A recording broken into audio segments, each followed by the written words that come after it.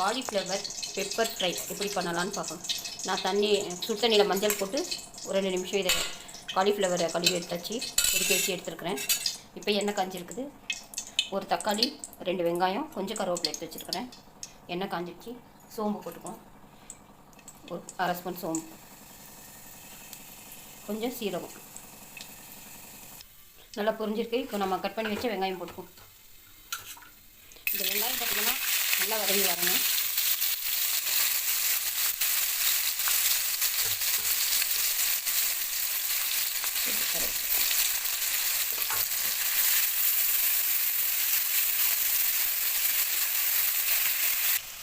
வெங்காயம் இந்த அளவுக்கு வதங்கி வந்த பிறகு ஒரு 1/4 ஸ்பூன் இஞ்சி பூண்டு பேஸ்ட்,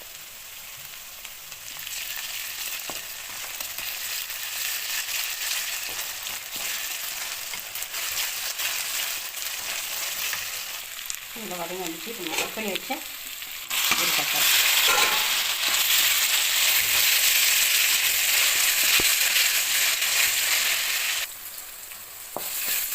தக்காளி நல்லா வதங்கி வந்துடுச்சு. இப்போ மசாலா போட்டுக்கலாம்.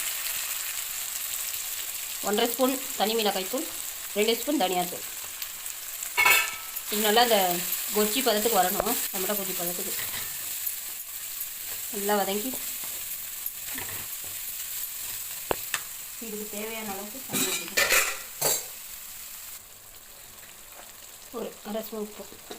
நம்ம காலிஃப்ளவர்லேயும் உப்பு போட்டு தான் சுடு தண்ணியில் போட்டிருக்கோம். அதனால் இந்த மசாலாக்கு ஏற்ற உப்பு போட்டால் போடணும்.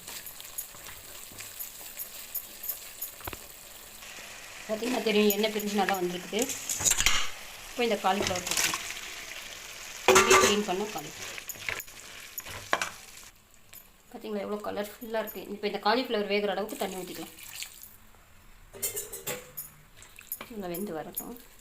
இந்த காலிஃப்ளவர் பெப்பர் ஃப்ரை பார்த்திங்கன்னா தயிர் சாப்பாட்டுக்கு, மிளகாய் கிள்ளி போட்ட சாம்பார், பருப்பு தக்காளி கடையில் ரசம், இதுக்கெல்லாம் ரொம்ப அருமையாக இருக்கும். செய்யறது ஒரு ஈஸி தான். ஒரு 10 நிமிஷத்தில் இது வெந்துடும். ஒரு 7-8 நிமிஷம், 10 நிமிஷம் கூட வெந்துடும். வெந்தவுடனே பார்க்கலாம்.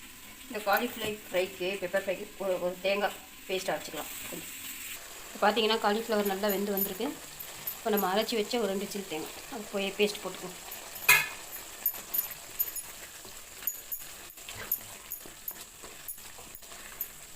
பார்த்திங்கன்னா நல்லா வெந்து வந்துருக்கு. உங்கள் காரத்துக்கு ஏற்ற மாதிரி மிளகு வறுத்து பொடி பண்ணி போட்டுக்கணும். உங்கள் காரத்துக்கு ஏற்ற மாதிரி வேணும். நம்ம ஆல்ரெடி மிளகாத்தூள் போட்டுக்கணும். ஒரு 1/4 ஸ்பூன். ரொம்ப அருமையாக இருக்கும் இந்த பெப்பர். ரசத்துக்கெல்லாம் ரொம்ப அருமையாக இருக்கும். இப்போ கொத்தமல்லி தூவிக்கலாம்.